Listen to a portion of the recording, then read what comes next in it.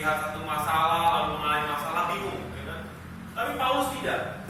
Mengapa? Karena dia tahu bagaimana cara hidup di dalam Kristus. Ya. Terus jadi kalau sudah dibaca pokok kitab Filipi ya, saya bacakan supaya kita punya pesan. Kita harus dari kitab Filipi itu mempunyai pokok adalah sudah dapat bisa bacakan mungkin, yaitu mengambil Kristus sebagai hidup, pola, sasaran, kuasa dan rahasia kita. Ya. Jadi bukan hanya mengambil Kristus sebagai hayat, tetapi juga sebagai pola. Ya. Pola itu apa saudara? Pola hidup kita itu harus kita sadari kita jauh dari pola hidup Kristus. Ini pola. Ya. Lalu sasaran. Kita sasaran hari ini apa saudara? Apa sasaran kita hari ini? Pasti banyak. Saya boleh tebak ya, sukses ya, diantaranya kan. Benar nggak saudara? Saudara nggak usah bilang iya ya. Tapi saya menebak isi dalam kepala kita gitu ya. Yaitu sasaran kita ya punya rumah tangga yang baik, ya. Anak-anak yang baik, sukses. Ya. Terus dari lain dengan Paulus, dia memiliki sasarannya adalah Kristus. Ya. Karena Kristus jauh lebih mulia daripada semuanya itu. Kristus jauh lebih mulia daripada semua yang pernah kita pikirkan, yang pernah kita cita-citakan. Kristus itu jauh lebih mulia. Paulus ini lebih hebat dari kita.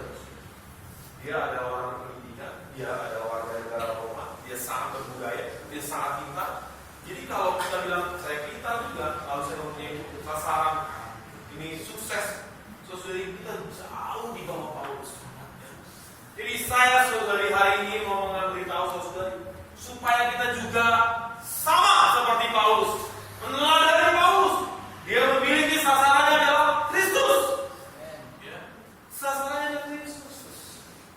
Saudari kita ini ya, mempunyai satu cita-cita yang sama. Ya. Benar nggak saudari? Apa saudari? Kita kalau cita-cita menjadi orang kaya nggak mungkin ya. Saya udah 44 tahun ini ya, kayaknya mau jadi kaya susah ya. Mau jadi papanya itu nggak sampai ya. Benar nggak saudari ya? Saya mau menjadi olahragawan gitu, nggak mungkin. Benar nggak? Iya kan? Saudara mungkin yang kuliah mau menjadi orang pintar gitu, mungkin masih mungkin ya, masih mungkin. Tapi lihat aja nanti kalau udah kerja gitu ya, apa ada kepikiran? Cita-cita yang paling mungkin itu adalah serupa dengan Kristus. Amin. Itu bisa semua kita raih hari ini. Mau Anda miskin, mau Anda susah, mau Anda kaya, mau Anda tidak berpendidikan, mau Anda berpendidikan, cita-cita yang bisa kita kejar hari ini adalah semulia Kristus. Itu saudara. Semulia Kristus. Nah, saudari, lalu dia juga mengetahui rahasia. Ya. Bahwa Kristus itu adalah rahasia. Kita sering kali susah sedikit, kayaknya gimana gitu ya. Ada rahasianya, saudari. Paulus di Filipi bilang, dia mengatakan dia mengalami semuanya. Ya. Susah makan, susah dalam hal segala hal. Bahkan dia menulisnya dia adalah ketika di dalam penjara. Dia susah, saudara. Tapi dia bilang rahasianya itu adalah Kristus. Rahasia kecukupannya adalah Kristus. Ya, ya. Kita apa? Ya. Nah, saudari, hari ini kita sampai pada judul terakhir ya, mencapai kebangkitan yang unggul. Ya. Mari kita buka saudari di 1 Tesalonika 4 ayat 16. Amin. Sebab pada waktu tanda diberi, yaitu pada waktu penghulu malaikat berseru dan sangkakala Allah berbunyi, maka Tuhan sendiri akan turun dari surga dan mereka yang mati dalam Kristus akan lebih dahulu bangkit. Amin. Ya. Jadi saudari, kita perlu tahu apa itu kebangkitan yang unggul ya. Lalu bisa baca ya Ibrani 11 ayat 35.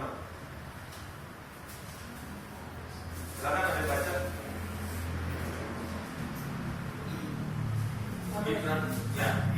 Ibu-ibu telah menerima kembali orang-orangnya yang telah mati, sebab dibangkitkan, tapi orang-orang lain membiarkan dirinya disiksa dan tidak mau menerima pembebasan, supaya mereka beroleh kebangkitan yang lebih baik. Ya. Jadi saudari, perkara kebangkitan itu ya, kita harus mengetahui bahwa ada kebangkitan yang umum dan ada kebangkitan yang unggul. Banyak orang Kristen memiliki satu pengertian terhadap kebangkitan itu adalah kalau saya sudah menerima Kristus maka saya akan dibangkitkan dan kebangkitannya adalah unggul. Tidak, saudara. Jadi kita harus melihat ada dua jenis kebangkitan, yaitu kebangkitan yang umum di mana semua orang Kristen, yaitu orang yang telah menerima Tuhan sebagai hayatnya, akan dibangkitkan bersama-sama. Tetapi ada juga kebangkitan yang unggul atau dibilang kebangkitan yang pertama, yang ekstra. Jadi saudari, beda kita dengan orang yang tidak percaya Tuhan adalah mereka juga sama-sama dibangkitkan. Kita dibangkitkan, benar kan? Orang yang tidak percaya dibangkitkan tidak? Orang yang tidak percaya dibangkitkan tidak? Dibangkitkan tapi untuk dihukum. Kita dibangkitkan adalah untuk apa, saudari?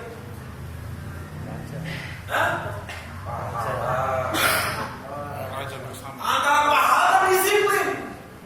Nah, saudari, harus jelas.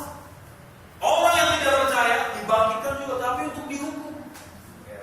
Perbedaan kita dengan orang Kristen lain, kita juga dibangkitkan, tetapi kita untuk menerima kebangkitan yang unggul atau menerima disiplin. Ini harus jelas, saudari. Di 1 Tesalonika 4:16 dikatakan itu adalah kebangkitan yang umum. Semua orang akan dibangkitkan. Tapi di Ibrani 11:35 itu adalah kebangkitan yang pertama atau yang ekstra. Nah, saudari, kita harus memiliki cita rasa spesial terhadap kebangkitan yang unggul ini.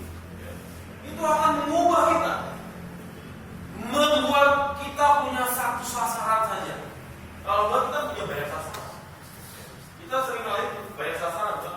Saya mau rohani, tapi juga saya mau sukses. Tidak bisa, saudari. Tidak bisa. Satu sasaran itu akan membuat kita mengarah dengan benar. Tetapi ketika dua sasaran, itu tidak akan bisa.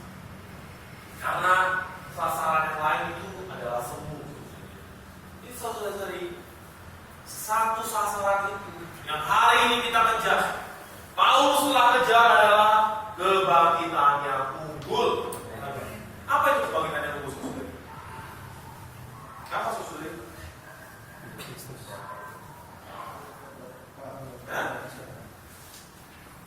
Apa, saudari? Nah, saudari lihat di hari pertama ya. Kebangkitan unggul itu adalah jadi saudari, kebangkitan yang unggul itu bukanlah di ujung nanti.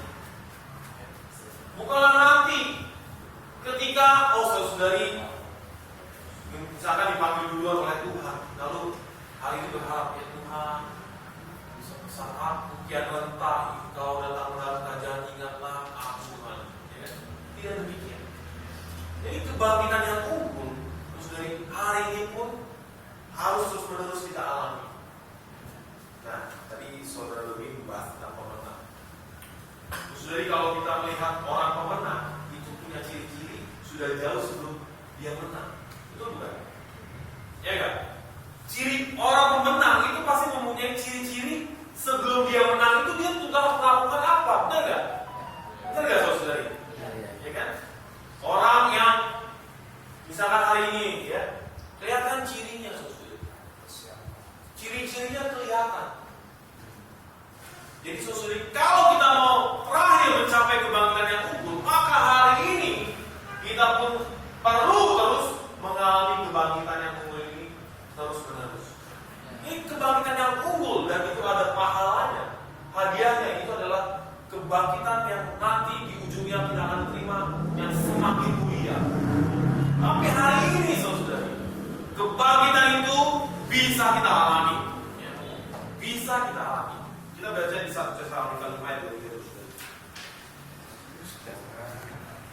5 ayat 23 ya. Silakan. Semoga yang terkenal saudara ya.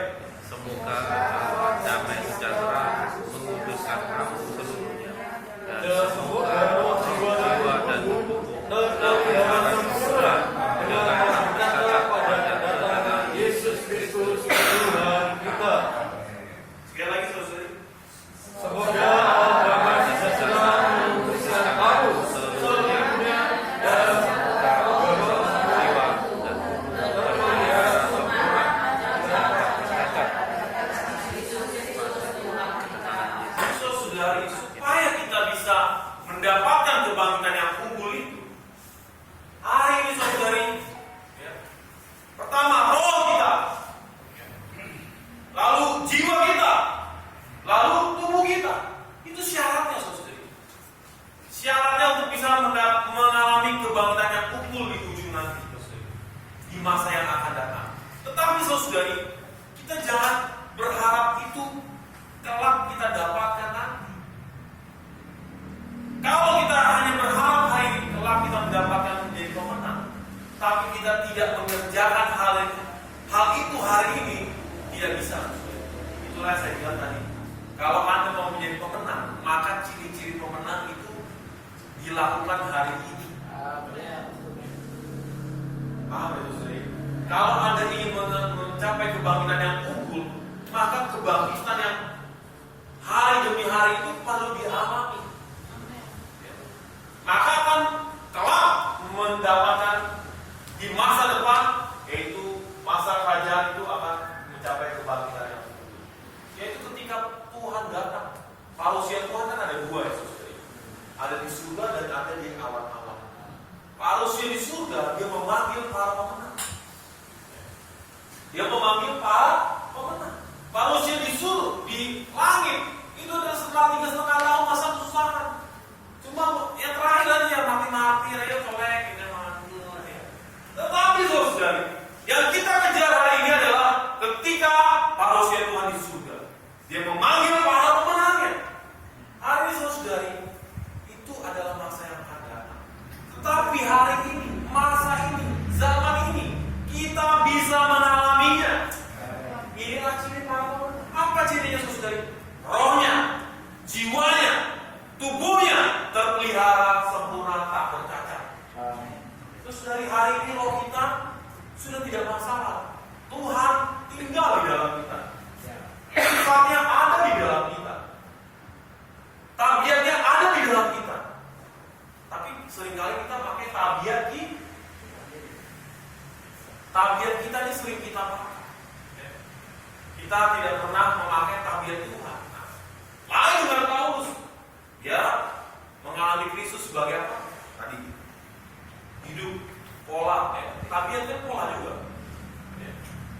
Jadi saudari, banyak hari ini yang kita tampilkan adalah tabiat kita. Bagaimana kita bisa mengalami kebangkitan yang unggul kalau kita hari ini memakai tabiat kita? Nah saudari, di 1 Tesalonika 5 ayat 23, kita harus sangat berkesan bahwa hari ini roh kita sudah baik, jiwa kita perlu juga terpelihara. Pikiran, tekad, emosi. Lalu apa? Tubuh kita. Kalau tubuh kita ini bercacat, saudari, maka ingat untuk anak muda ya, jangan sampai tubuh kita ini bercacat.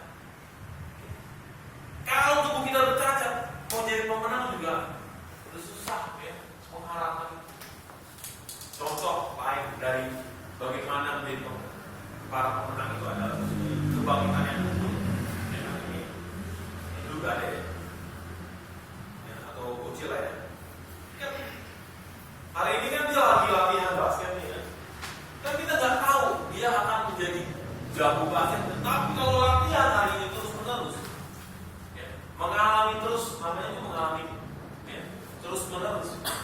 Secara terus-menerus maka menjadi orang yang bisa basket itu pasti ya, pasti saudara. Paham ya saudara ya? Saya ingin menjelaskan satu kebangkitan yang unggul itu dengan berbagai cara. Jadi saudari, hari ini kebangkitan yang unggul itu harus memiliki kita punya dengan cita rasa yang sangat kuat, harus menjadi impian kita, sasaran kita. Saya bilang sekali lagi, impian yang bisa kita raih itu adalah kebangkitan yang utuh. Kita sama-sama bisa meraihnya. Walaupun kita mungkin ada yang tua, muda, kaya, miskin, nggak dibatasi itu. Karena kebangkitan yang unggul, terus dari berasal pertama-tama dari roh kita, lalu ke jiwa kita, lalu kelak tubuh kita juga ditransfigurasi. Tapi hari ini kita juga perlu menjaganya. Roh kita terus dijaga, jiwa kita juga terus disalibkan. Lalu tubuh kita juga perlu menjadi senjata kebenaran. Pernah nggak tubuh kita menjadi senjata kebenaran, saudara? Jadi kalau Andre bilang ya, kalau nongol ya, tubuhnya belum jadi senjata kebenaran ya. Tapi nggak apa-apa, saudara. Kita semua berproses. Kita semua harus sama-sama bahwa Tuhan hari ini cita-citaku adalah mencapai kebangkitan. Tuhan, aku mau mencapai kebangkitan. Sasaranku adalah Kristus semata. Nah, saudari, mari kita lihat baca 1 Korintus 9 ayat 24 sampai 26. Apa yang harus kita lakukan, saudari? Amin. Silakan.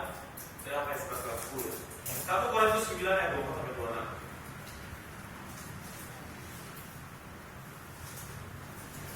Tidak tahukah kamu bahwa dalam gelanggang pertandingan semua peserta turut berlari, tetapi bahwa hanya satu orang saja yang mendapat hadiah? Karena itu larilah begitu rupa, sehingga kamu mengambilnya. 25. Tiap-tiap orang yang turut mengambil bagian dalam pertandingan menguasai dirinya dalam segala hal. Mereka berbuat demikian untuk memperoleh suatu mahkota yang fana, tetapi kita untuk memperoleh suatu mahkota yang abadi. Sebab itu aku tidak berlari tanpa tujuan, dan aku bukan petinju yang sembarangan saja memukul. Amin. Jadi saudari, kita hari ini sama-sama semua ditempatkan di dalam satu jalur perlombaan yang sama. Di jalur perlombaan hanya ada satu pemenang. Ya mungkin hari ini kita di sini, saya nggak tahu berapa pemenang, tapi itu ditentukan oleh diri saudara-saudari sendiri. Jadi keselamatan itu gratis, itu asalnya dari Tuhan. Tetapi kebangkitan yang unggul adalah kita yang mengerjakan keselamatan, tapi Allah lah yang mengerjakan. Kebangkitan yang unggul ditentukan oleh hari ini diri kita bagaimana. Kalau Paulus, saudara, dia mengatakan, saya sangat mengapresiasi ini. Ini hanya satu orang yang mendapat hadiah. Dan saudara mau mendapat hadiah nggak? Mau nggak mendapat hadiah? Mau. Atau mendapat gaji naik itu 10 tahun cuma sekali. Iya, penting. Kan kenaikan juga inflasi itu dikit ya kan? Inflasi juga. Habis itu ekonomi juga naik semua, sama aja saudara. Di dunia ini kenaikan gaji itu sebenarnya panah besarnya kan, itu bohongan aja gitu. Naik gaji, besok beras naik ya. Waduh bahaya. Jadi saudari, ya Paulus ya, dia adalah satu contoh yang baik. Apa saudari? Saya sangat mengapresiasi dikatakan dia menguasai dirinya dalam segala hal. Wah ini saudari, bagaimana? Menguasai diri dalam segala hal. Berapa banyak hal yang kita kuasai di diri kita ini? Oh yang ini pakai Kristus, yang ini pakai matchingku aja ya kan? Terus dari yang ini pakai Kristus, yang ini enggak ya kan? Terus dari dia menguasai segala hal. Saudara kita juga harus begitu. Segala hal harus kita kuasai. Ya. Dengan apa? Dengan mengalami Kristus. Ini segala hal harus kita kuasai. Merawat anak, kuasai dengan apa? Dengan mengalami Kristus. Kalau kita merawat orang, kuasai dengan mengalami Kristus. Odi kan, adalah tujuannya, yaitu supaya aku